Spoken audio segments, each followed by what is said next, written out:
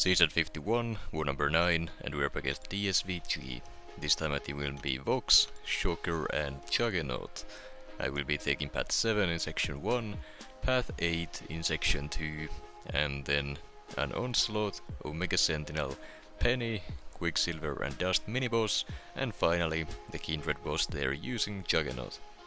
So this will be the first time I will be using Jugs in War, and well, probably not the last time either, but I can tell you right now that it hasn't happened since this war, so don't hold your breath.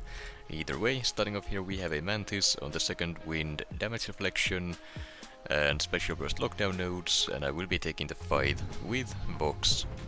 Vox doesn't inflict any debuffs on his basic attacks, so as long as I don't use Special 1 or Special 2, there will be no debuffs for Mantis here to purify and then trigger the damage reflection.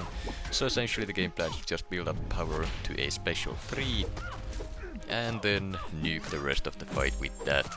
The Special 3 gets stronger the more buffs you have, or the more corrupted buffs you have, and so it will hit very hard. Now I am avoiding letting Mantis use that Special 1 here, mainly because of the cleanses preventing me from using my parry stunts, but at this point the fight is already over. Mantis will not survive the Special 3 here, and yeah, the animation is just so cool still. Anyways, the reason why I had a regen boost active for that fight is because while the attacking champion has a regeneration effect, the passive tranquilize that is always active will be disabled for the duration of the regeneration, so that allowed me to land my parry stuns early on without worrying about them failing. And next up we have a Spider-Ham here on the second wind, damage reflect and physical resistance nodes, and I am taking the fight with Vox.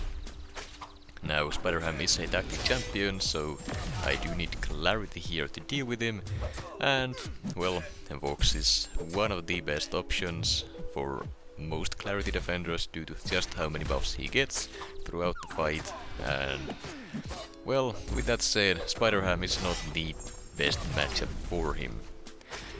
Against Spider-Ham you really gotta use your Special 1 as soon as you get it to avoid him stacking any of the nonsense, because then that's when he starts evading and inflicting power stings.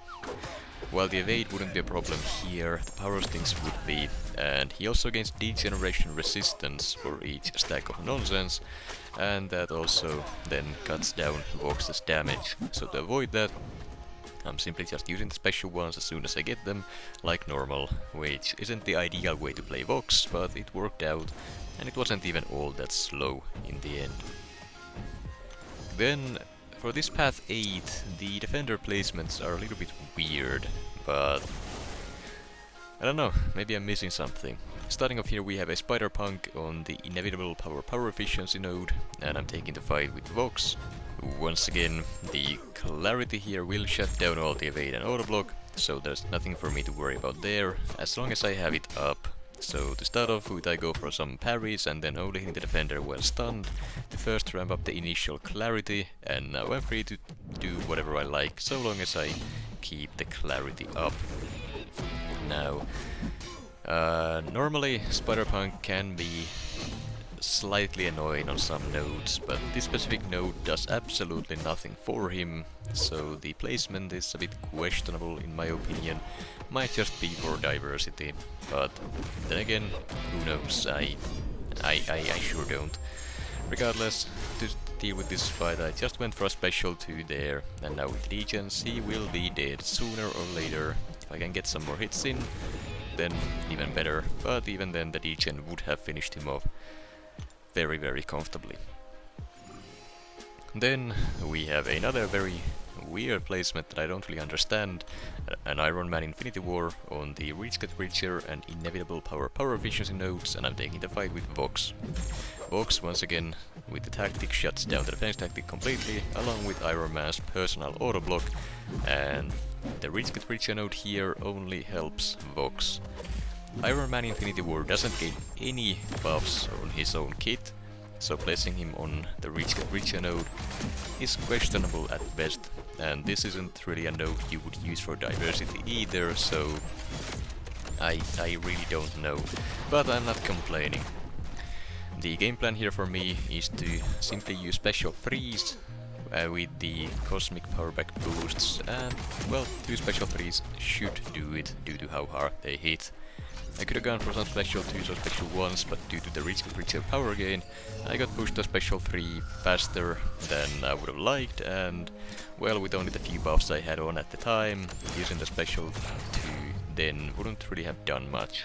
So the special 3 route it is. So, first special 3 did not get me back up to another one, but once again the Reach got retail power gain, which Iron Man cannot win on this node. I just got to another special 3 after a few seconds, and that was enough to finish out the fight before even triggering the armor phase at the end. So, very weird. If I'm missing something, do let me know, but the placement doesn't seem too good, but not complaining. And then we have the good old Onslaught on the Even Flow knockdown and right back at it mini-boss node, and I'm taking the fight with Shocker. And the game plan is the same as usual. It's gonna be essentially an identical fight to the previous ones. Just gonna go for a quick special 1 early on for ramp up, which isn't really necessary, but I like doing it this way, so that's what I'm doing.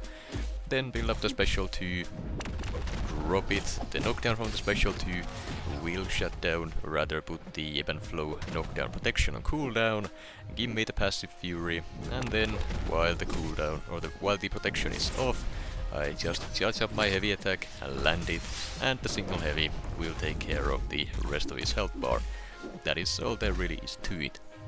You can skip the special 1, especially if your Shocker is awakened, because every single prowess from the aggression prowess node will ramp up your charges by itself, so all you really need to do is just dance around for a bit, and you achieve the same result as you would by using the special 1. So it's a bit of a waste of time, but in the end I'm just doing this just to make sure I get the ramp up properly. And now at this point the fight is done.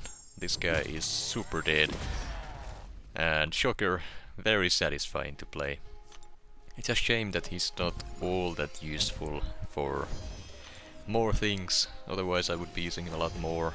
The heavy attack when you can set it up. It's nice, I really like using him.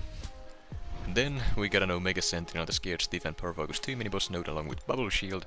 Once again I will be using Vox, and main reason for that is that he just shuts down the defense tactic so incredibly well, and his damage output is very strong as well, making most of these tactic tech champions fairly simple to deal with, provided he can deal with the nodes. On this node, the biggest issue really is the Bubble Shield node. I don't want to get caught with an unblockable hit into my block, so I do gotta keep an eye on that, but as long as I can do that fine, then the rest of it should go down without any problems. So there, once I reached 10 block hits, I went ahead and dexed the last hit of her special 1, consumed the unblockable on that, and now I'm good to block another 10 hits if necessary, but the fight is already over, so didn't really need to utilize that. I did end up taking some cheap damage, but that's alright. Once again, using potions is not an issue. Then, next up we have a fight that I was not really worried about, but when you're taking a fight where you can't always be hitting the opponent with these clarity charges you gotta keep an eye on, the fights can get a little bit, well, weird. Now, this fight here is a Peni Parker on the Hazard Shield, Incinerate and Poison mini-boss node, or Poison and Incinerate. No, Incinerate and Poison, along with Stun immunity, and I am using Vox. Vox is not immune to Incinerate, but he is immune to Poison, so the way around that is to avoid hitting him or hitting her directly during the Incinerate phase, wait until she gets to that Poison phase, and then try to land your hits enough to get the clarity up. Then once again, while the Incinerate phase is up, I'm gonna avoid hitting her too much. I will try to land a hit here and there to make sure I have some clarity charges ready to go, building up to that 10 I need to get the clarity passive, and then just utilizing the special 1 Undermine to deal with the auto block in case the clarity does fall off. Without the clarity, you need the undermine to be able to hit through the auto block, so that's the main reason for that. Could have also gone for the special 3 strat, but then the auto block would have been a bigger problem, so the special 1 spam and dancing around with the degens was the better way to go, in my opinion at least. And so far, it's working out pretty well. I have taken some damage from a couple incinerates, but so long as I don't stack too many of them at once, I will be fine, and that's the fight done. Now, overall, went pretty well, and I would consider Vox a decent option for that. It's just, you gotta rely on RNG a little bit at the start when you're building up the clarity, because if she auto blocks or evades you at a bad time, you will get hit, and there's not much you can do about it. Luckily though, Vox is also one of the healthier 7-star rank 3 champions, so he can be very tanky. Now here we have a Quicksilver on the Aspect of Evolution mini-boss node, and I'm taking the fight with Vox. And again, I'm not really sure why this placement was made. Quicksilver doesn't have any passive power gains, so the increased ability power rate on this node doesn't really come into play. I believe the idea was that the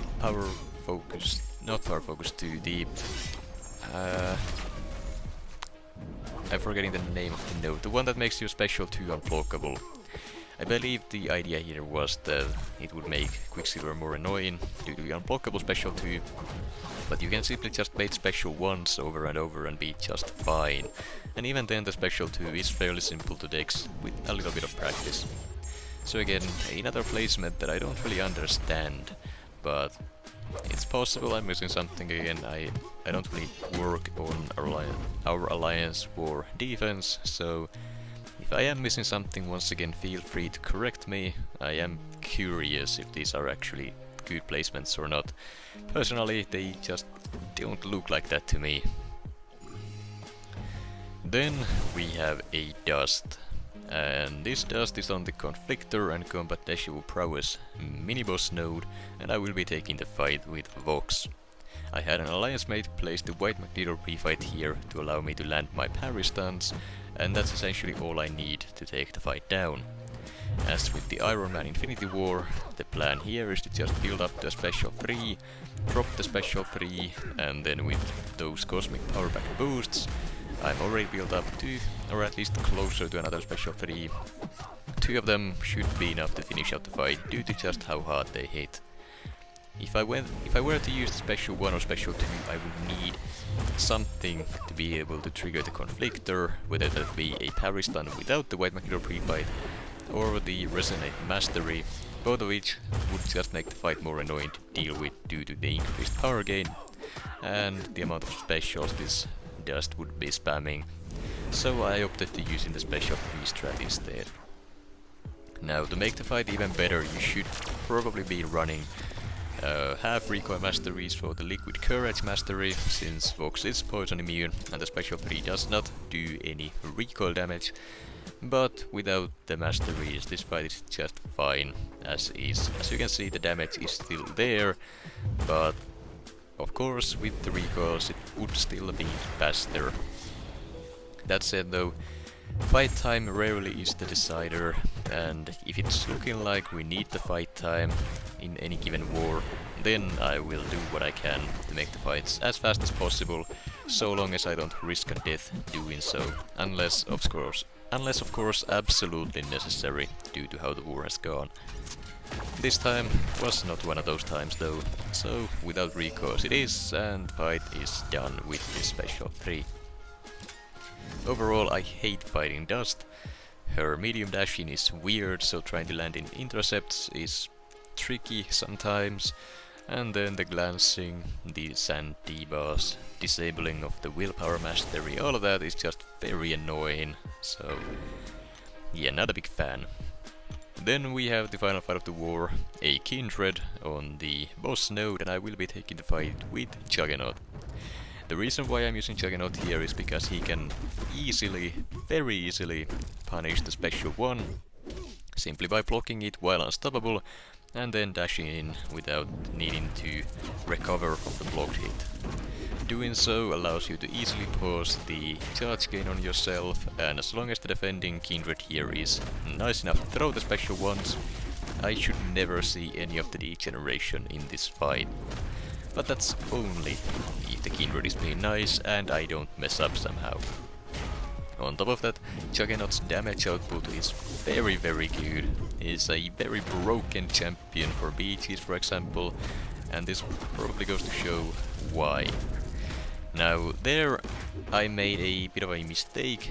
When I tried to punish a special one, I didn't remember to reset my combo by sitting in the block animation for a bit longer, so I ended up punishing it with my second medium instead of starting a new combo. And due to that, I was tripped up a little bit and I did get hit. However, while still being unstoppable, I didn't get punished for it too hard and I was able to finish out the fight without any more problems. As for the results, we did end up winning the war 5-1. So once again a beautiful war from us, but still not an alliance donut. Those seem to be pretty rare for us nowadays.